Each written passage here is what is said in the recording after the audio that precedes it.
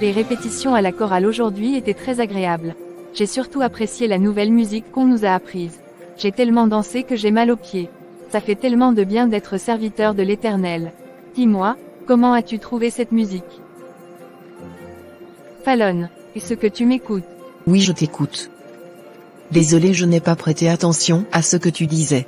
Je disais que j'ai aimé la nouvelle chanson que nous avons apprise aujourd'hui aux répétitions. D'accord. C'était quoi le titre? Tout est vanité, nous étions ensemble à l'église. As-tu oublié? Je me rappelle. J'étais concentré sur le frère Mambou. C'est un très bel homme. En plus, il est célibataire. Penses-tu que je l'intéresse également? Je ne sais pas, ce n'est pas ce que je regarde lorsque je vais à l'église. Mon objectif est de louer Dieu, pas de penser aux relations amoureuses.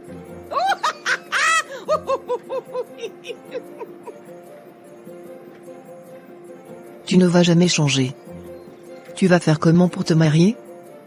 Tu aimes trop faire genre. En tout cas, je veux déjà me marier et fonder ma famille. Faire mes enfants. J'aime beaucoup les enfants. Je comprends que tu aies hâte de te marier et de fonder une famille, mais le mariage est une étape importante de la vie qui ne doit pas être prise à la légère. Il nécessite une préparation psychologique et religieuse sérieuse. Se marier, ce n'est pas seulement pour avoir des enfants, c'est aussi pour partager sa vie avec une personne dans le respect, l'amour et la foi. Moi je veux vivre une vie sans stress. Vous aimez toujours tout compliqué. Je ne pense pas que ma mère a eu besoin d'une quelconque préparation avant de se marier, pourtant elle est bien heureuse. Je respecte totalement ta vision des choses, mais je tiens à te rappeler que le mariage est une institution sacrée qui englobe bien plus que simplement vivre sans stress. C'est une responsabilité et un engagement profond envers une autre personne, et une préparation adéquate peut aider à construire des bases solides pour une relation durable et épanouissante. En tout cas, je n'ai pas encore un prétendant. Ça ne sert à rien de se prendre la tête sur ce sujet. Nous sommes déjà presque chez moi. On se prend demain très tôt, ma copine. À demain, Miss. Bonsoir maman, comment tu vas? Bonsoir ma fille, comment étaient les entraînements aujourd'hui? C'était bien maman. Maman, je veux te parler de quelque chose. Ma chère fille, je t'écoute. Qu'y a-t-il sur ton cœur? Maman, j'ai beaucoup réfléchi et je ressens le désir profond de me marier tôt et de fonder une famille. Je pense même à ce frère de l'église, Mambou, mais il ne le sait pas encore. Je comprends que tu ressentes cela, ma chérie. Mais le mariage est une institution sacrée, et la Bible nous enseigne qu'il est essentiel de le traiter avec sérieux et respect. Dans 1 Corinthiens 7 verset 2, il est écrit « Mais, pour éviter l'immoralité, que chacun ait sa femme, et que chaque femme ait son mari. » Je sais, maman. Mais je suis sûre de mes sentiments envers lui. Je veux juste être heureuse et fonder une famille aimante. Je veux que tu sois heureuse aussi, ma chérie. Tu ne le connais pas encore bien. La Bible nous enseigne également dans Proverbe 19 verset 2, « Celui qui est pressé pour acquérir des biens n'a pas un bon cœur, et celui qui est précipité se perd. » Prendre le temps de bien préparer le mariage est important pour garantir une fondation solide. Mais maman, je suis prête à assumer cette responsabilité. La Bible dit dans Éphésiens 5 verset 25, « Marie, aimez vos femmes, comme Christ a aimé l'Église, et s'est livré lui-même pour elle. » Il est crucial de comprendre et de prendre le temps pour trouver quelqu'un qui va comprendre la profondeur de l'engagement matrimonial et la responsabilité qui en découle. Ma chère fille, j'ai une proposition à te faire. Pourquoi ne pas suivre le programme de préparation à la vie de couple que l'Église propose? Ce serait une excellente occasion pour toi de recevoir des conseils et des enseignements bibliques sur le mariage avant de trouver ton partenaire. Je ne suis pas sûre, maman. Je pense que certaines choses, on les apprend sur le terrain, tu vois? Je veux dire, vivre ensemble, c'est comme une aventure où on découvre les choses au fur et à mesure. Je comprends ce que tu veux dire, ma chérie. Mais crois-moi, suivre un programme de préparation peut t'aider à éviter certaines erreurs et à construire une base solide dans ta vie de couple. La Bible nous dit dans Proverbe 15 verset 22, « Les projets échouent faute de conseils, mais ils réussissent quand il y a de nombreux conseillers. » D'accord maman. Je suppose que ça ne peut pas faire de mal d'essayer. Mais je veux que ce soit quelque chose que nous faisons ensemble, mon futur mari et moi. C'est une excellente idée, ma chérie. Mais pour l'instant tu n'as pas encore de prétendant. Pourquoi ne pas suivre ce cours avec ta meilleure amie?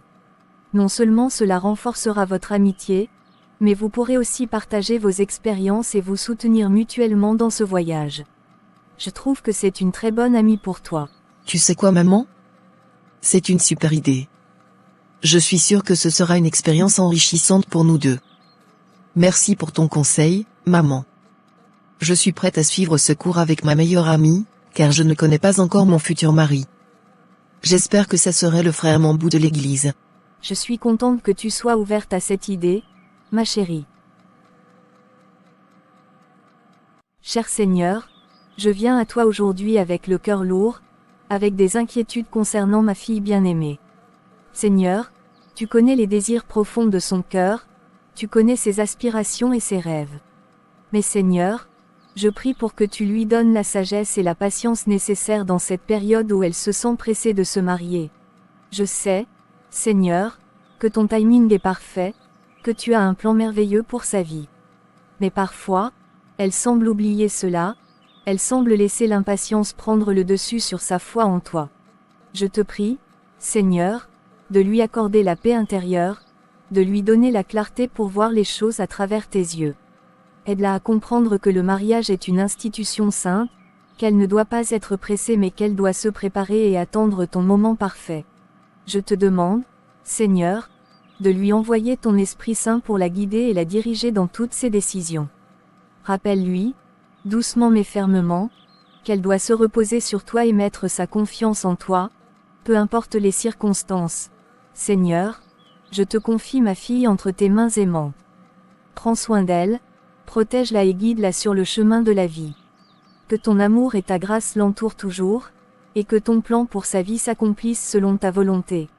Je te prie cela au nom de Jésus-Christ, notre Seigneur et Sauveur. Amen. Allô ma copine. Ma mère m'a suggéré de suivre le programme de préparation à la vie de couple que l'église propose, tu sais, pour quand je me marierai.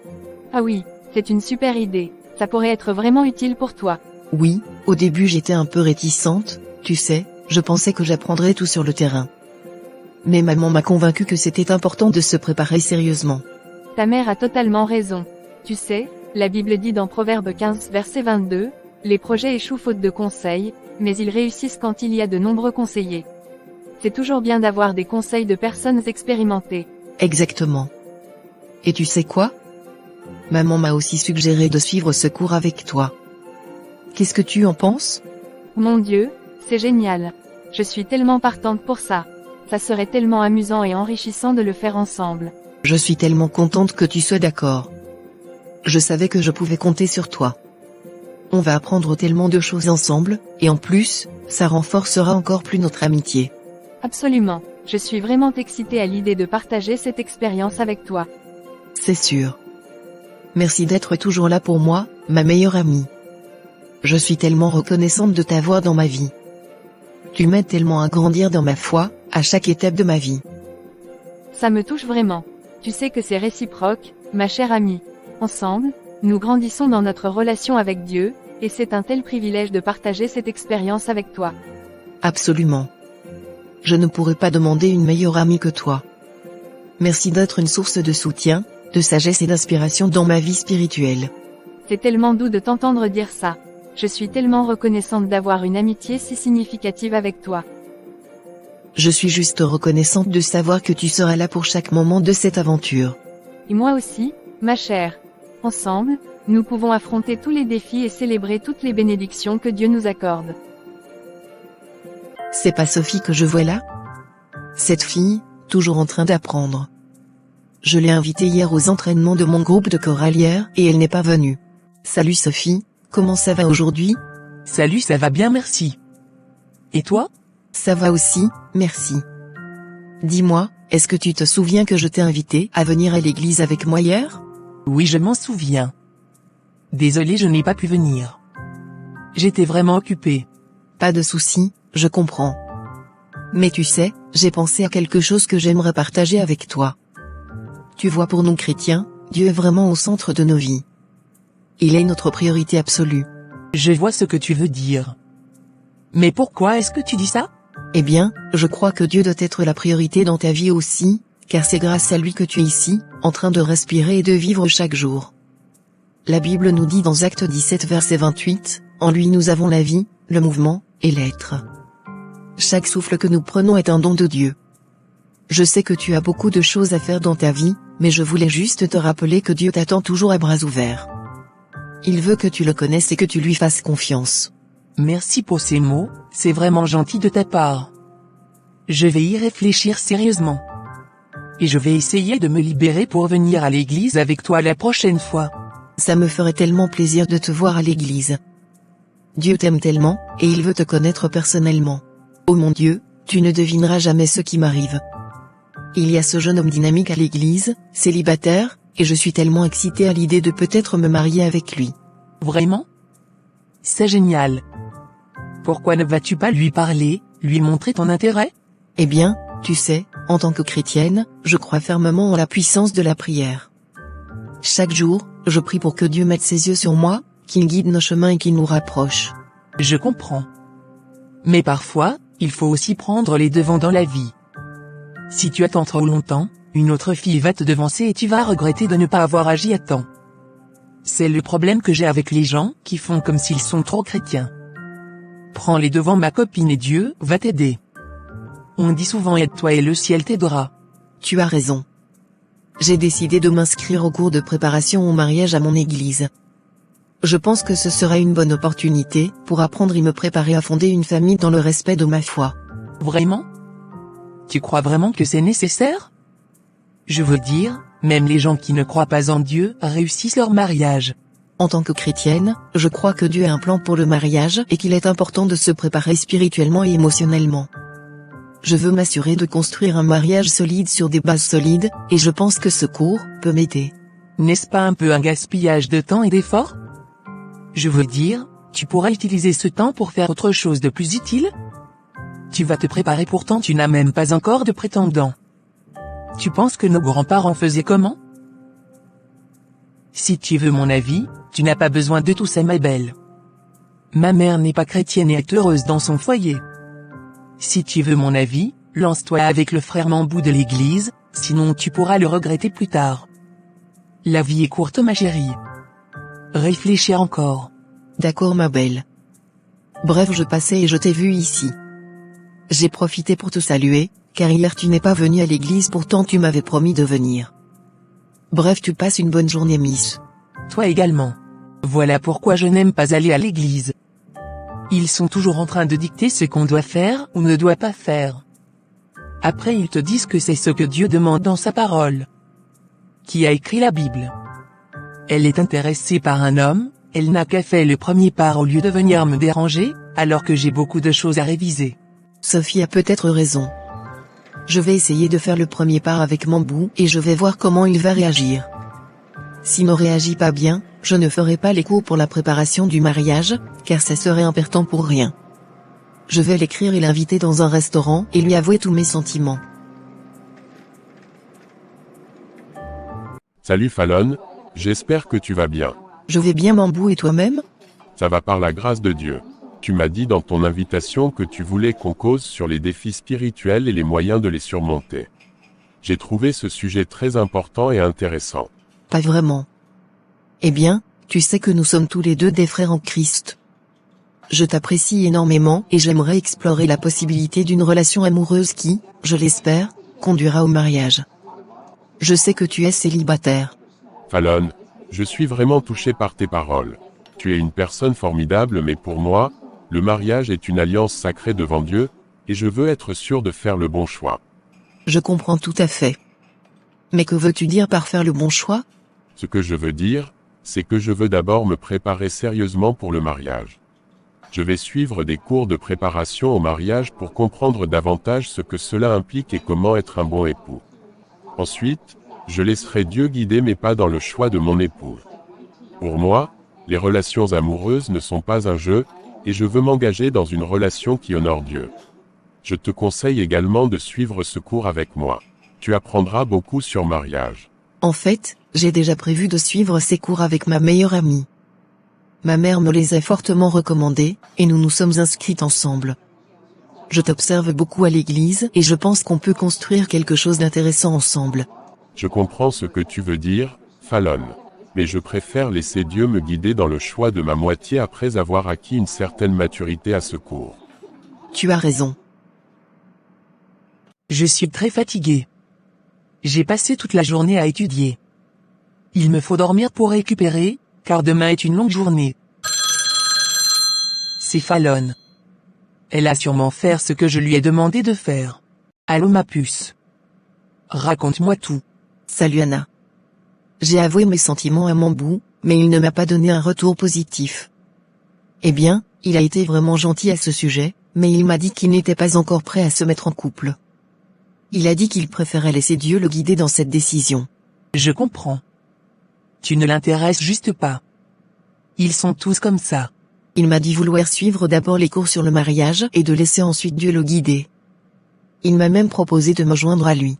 Laisse-moi te dire que tu ne l'intéresses pas. Il sait déjà celle qui va épouser. Il ne voulait pas juste te blesser, car vous faites le même groupe de chorale. Passe à autre chose ma copine. Je te l'ai déjà dit, ce cours ne te servira à rien. Tout ce jour sur le terrain. Tu as peut-être raison. Que fais-tu samedi dans l'après-midi? J'ai juste le cours sur le mariage, qui est prévu à 15 heures. Tu n'es pas obligé d'y aller. Viens avec moi dans un restaurant très chic. Tu vas beaucoup t'amuser et rencontrer des mecs bien et peut-être même un mari. Surtout que tu veux déjà te marier. Ma mère ne sera pas d'accord. Elle n'est pas obligée de le savoir. Tu n'es plus un enfant. Tu as raison. On se dit alors samedi à 15 heures. Ma chère fille, je suis incroyablement fière de toi. Tu marches selon la volonté de Dieu, et cela me remplit de joie et de gratitude. Continue sur ce chemin, car tu as trouvé le chemin de la véritable lumière. Merci, maman, tes paroles me touchent profondément. C'est mon désir le plus cher de suivre les enseignements de Dieu et de vivre selon sa volonté. À ton âge, ma chère, tu atteins la maturité spirituelle et personnelle. Tu es une femme de valeur, et cela se reflète dans ta façon d'être.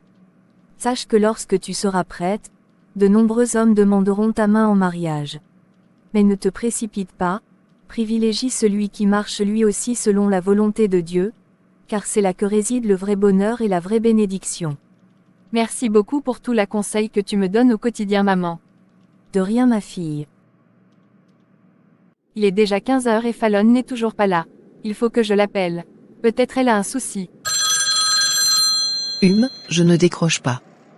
Sinon elle va me convaincre de venir assister à ce cours. À chacun ses combats dans la vie. Elle ne décroche pas. A-t-elle changé d'avis sans m'en informer? J'espère que non. Salut Mambou, comment tu vas? Que fais-tu ici? La même chose que toi. Fallon m'a dit que vous deviez également assister à ce cours et j'ai trouvé cela très cool. D'ailleurs, où est Fallon? Je l'appelle et elle ne décroche pas. Je ne sais pas pourquoi. Elle doit sûrement avoir eu un empêchement de dernière minute.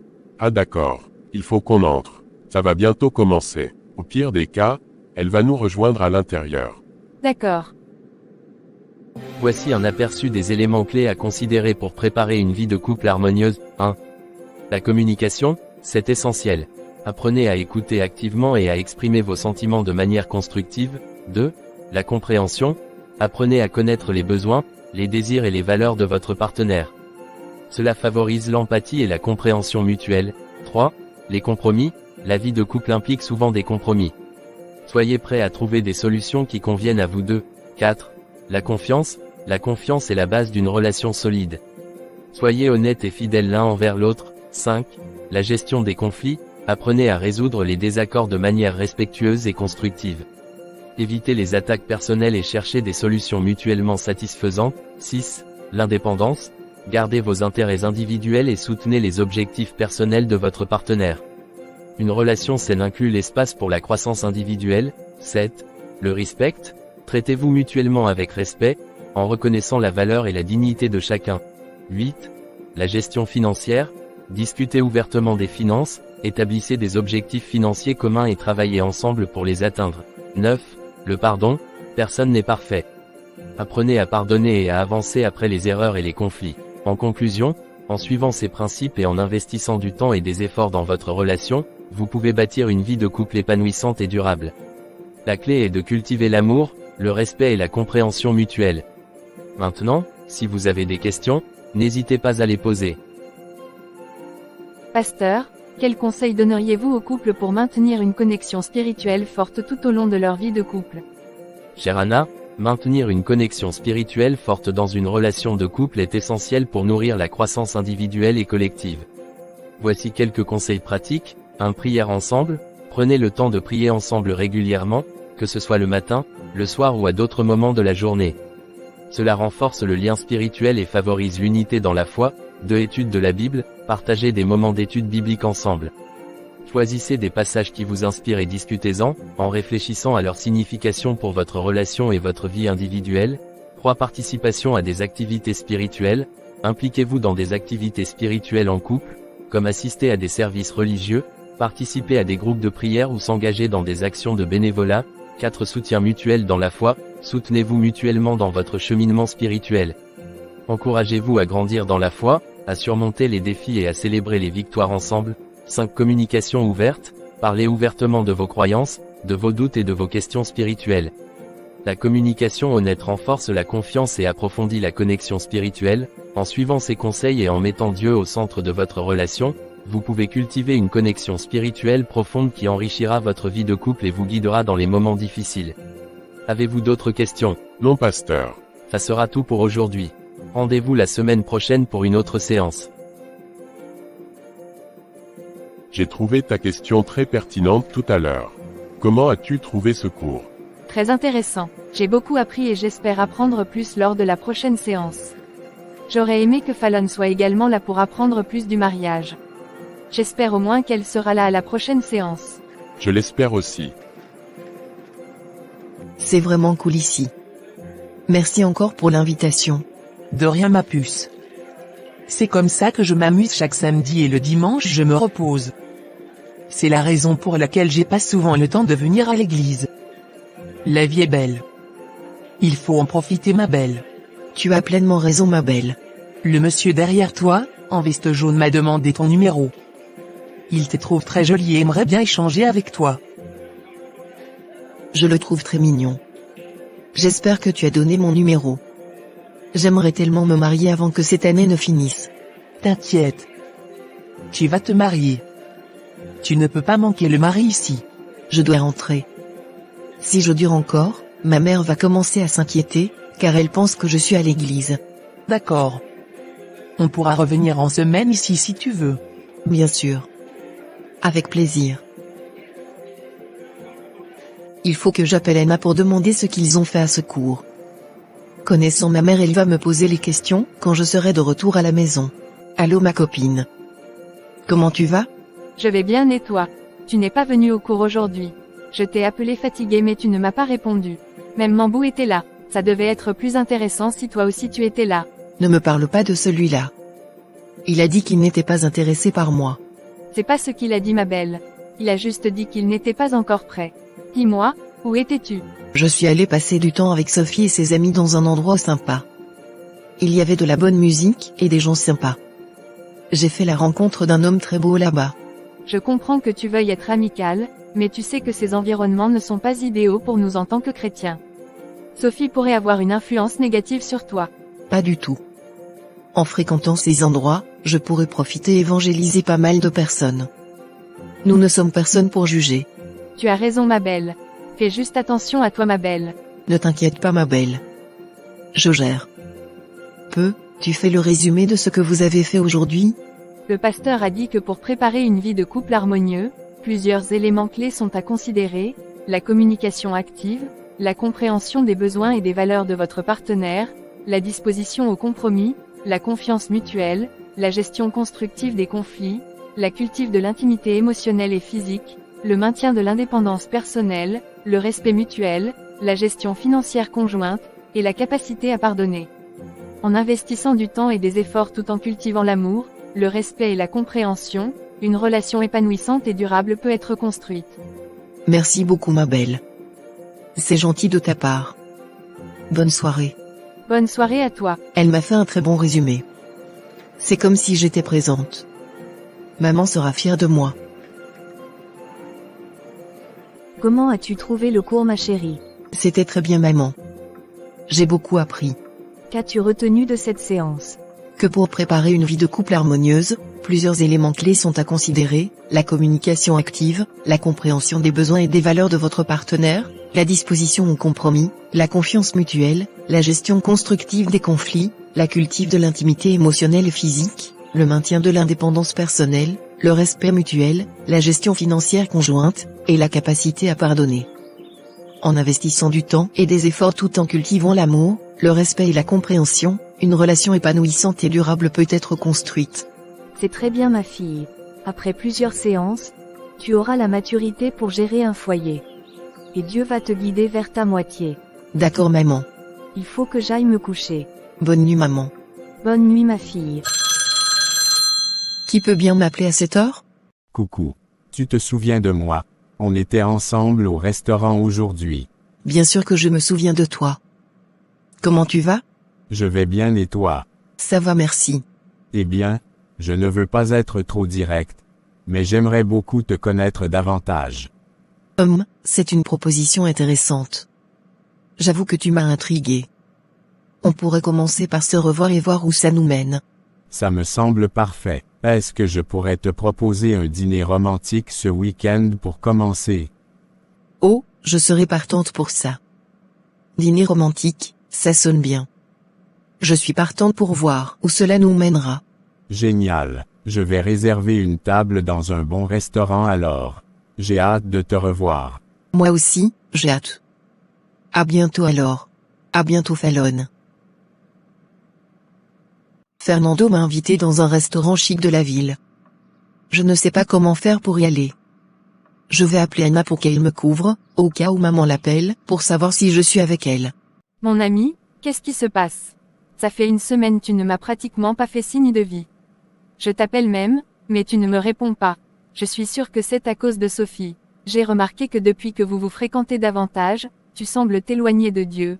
Tu sais, la Bible nous dit dans 1 Corinthiens 15 verset 33, « Ne vous y trompez pas, les mauvaises compagnies corrompent les bonnes mœurs. » Je pense que Sophie pourrait avoir une influence négative sur toi et t'éloigner de ta relation avec Dieu.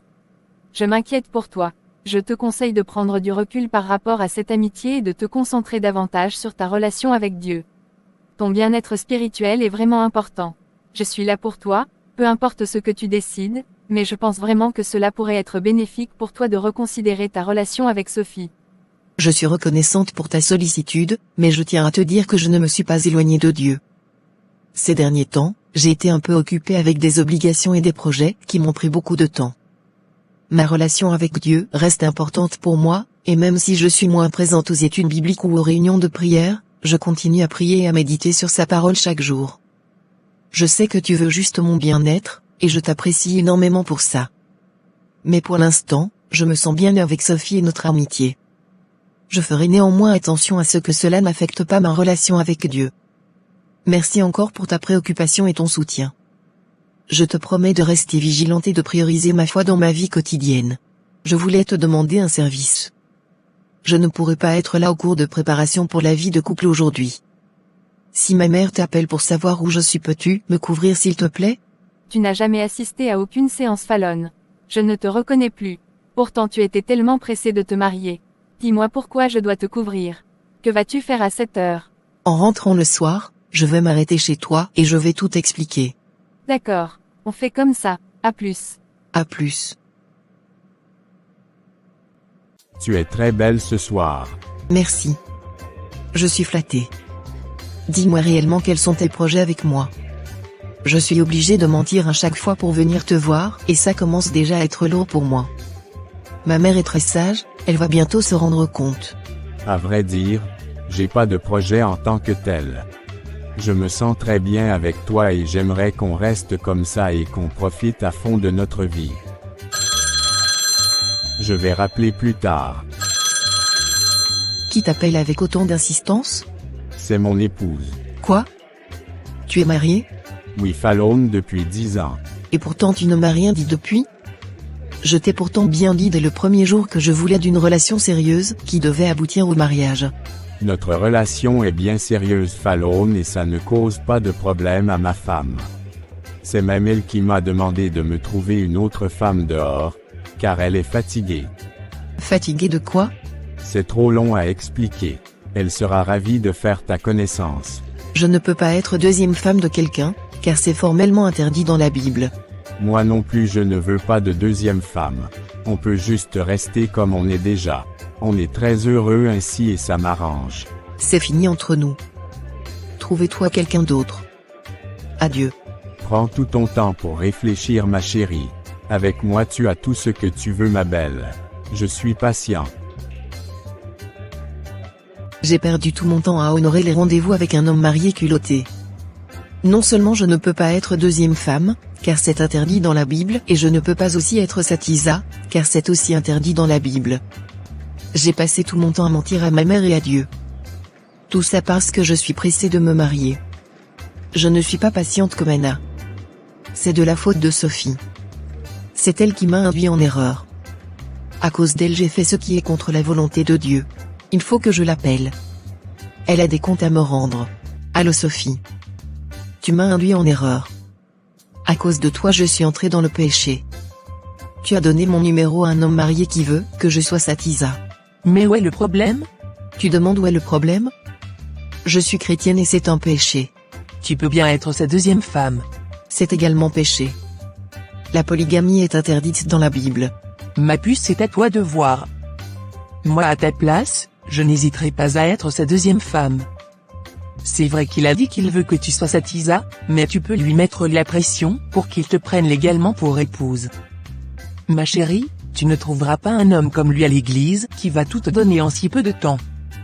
Il y a plus de femmes dans le monde que d'hommes. Donc pour que tout le monde soit marié, il faut forcément des polygames. En plus il t'a dit que sa femme n'a pas de problème avec le fait qu'il ait une Tisa. J'ai l'impression que le diable t'utilise pour me corrompre. Anna avait raison. Je suis également un enfant de Dieu tout comme toi et non une servante du malin. Je suis une chrétienne non pratiquante. Chrétienne non pratiquante n'existe pas. Soit tu es chrétienne, soit tu es païenne. D'accord Madame la Sainte. C'est à toi de voir. Si la relation ne t'arrange pas et t'éloigne de Dieu comme tu le dis, quitte-le donc. Tu perdras toutes les opportunités que tu as eues avec lui. Et tu n'auras plus jamais quelqu'un qui va te couvrir de cadeaux comme lui. Bye. Elle a peut-être raison. Si je le quitte, je risque de ne plus trouver un homme comme lui. Il me couvre de cadeaux même quand je ne demande pas. Tout ce que je peux faire c'est imposer qu'il me prenne pour deuxième épouse. Pour que tout le monde soit marié dans le monde, il faut bien que les hommes aient bien plusieurs femmes. Je vais encore bien réfléchir. Comment tu vas ma belle? Je vais bien et toi? Ça va, tu m'as dit de te couvrir ce matin si ta mère appelait. Je l'ai fait, depuis un certain temps je ne te vois plus. Tu ne viens plus aux répétitions à l'église. Même les cours de vie de couple que tu m'as toi-même proposés, tu n'as jamais assisté. Dis-moi où tu étais. En fait je passe beaucoup de temps avec mon petit ami. C'est la raison de mon absence. Petite amie. Oui ma belle. Je l'ai rencontré lors de mes sorties avec Sophie. Nous nous sommes mis en couple. Il est très beau et me gâte avec les cadeaux.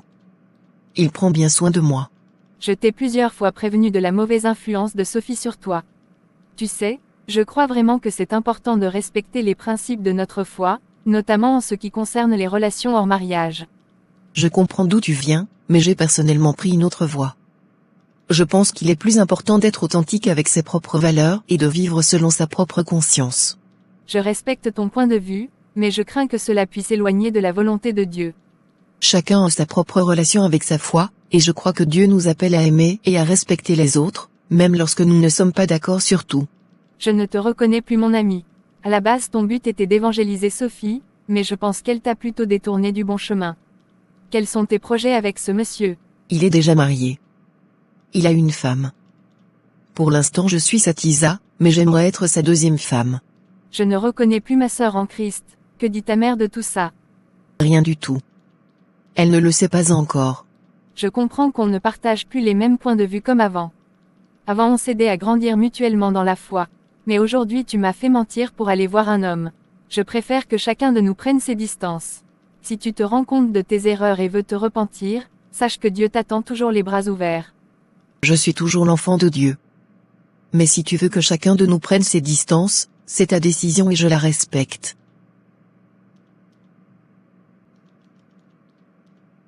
Ma fille, je me demande bien où est ce que j'ai fait l'erreur dans ton éducation. J'ai tout fait pour t'éduquer selon la volonté de Dieu, mais tu n'as fait qu'à ta tête.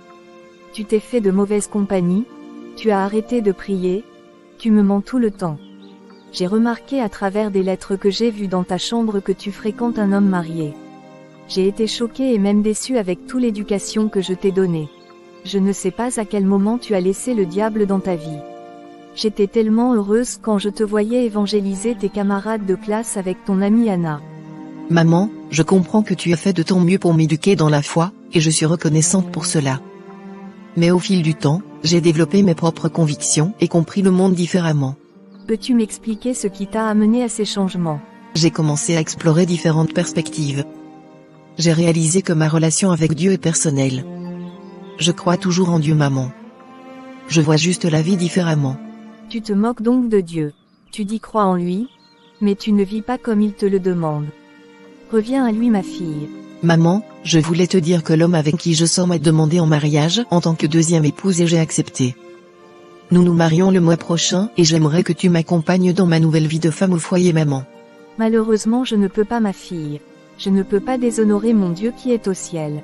J'ai tout fait pour t'éduquer dans la foi, mais tu as choisi ton chemin. Je ne peux malheureusement pas t'accompagner dans cette voie. Qui aime bien châtie bien. Ma maison reste toujours grandement ouverte, si tu veux revenir sur le droit chemin.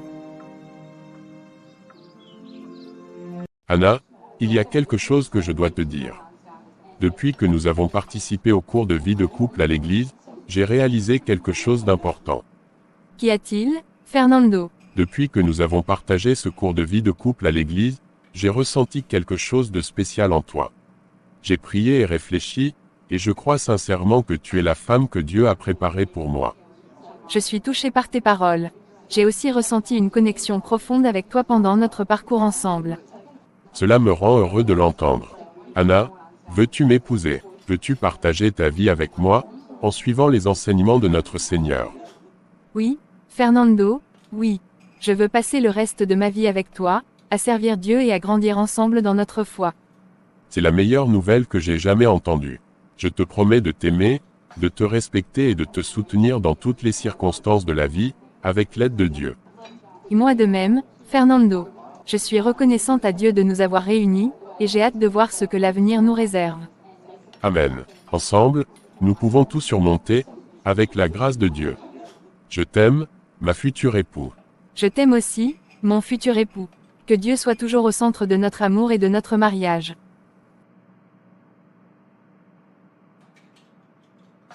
Bienvenue ma coépouse. Tu es la bienvenue. Je suis trop contente. Enfin je vais un peu me reposer.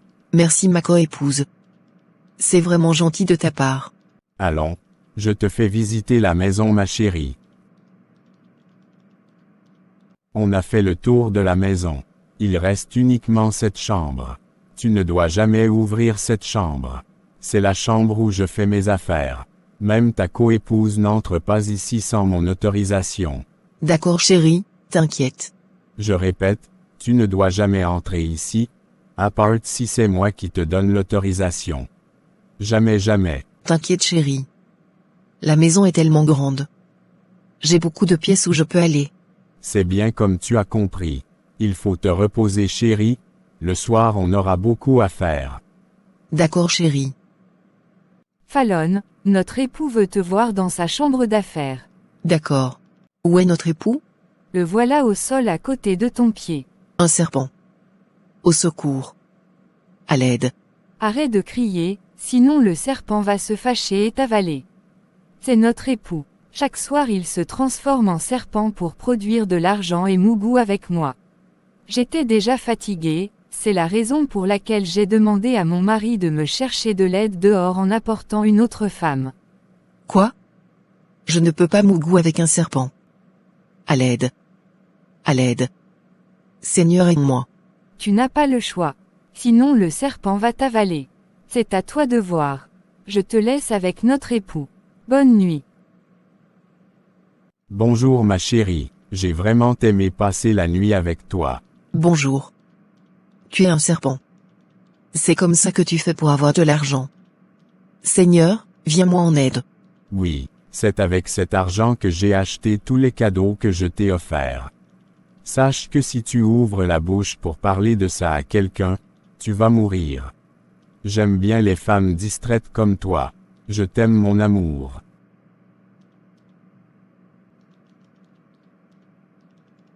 Ma copine, pourquoi m'as-tu invité dans ce parc si tard la nuit? J'ai des choses à te raconter, Sophie. Quoi? Es-tu malade? Depuis que tu es mariée, tu as perdu énormément de poids. Dis-moi la maladie qui te ronge autant. En fait, je suis mariée à un serpent. L'homme qui t'avait demandé mon numéro au restaurant était en réalité un serpent. Quoi? Comment ça?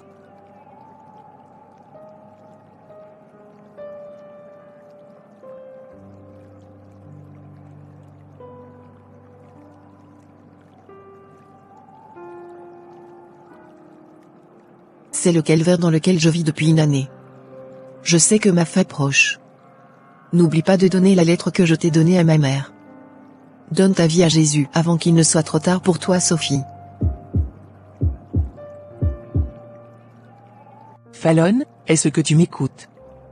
Réponds-moi s'il te plaît. Ne meurs pas.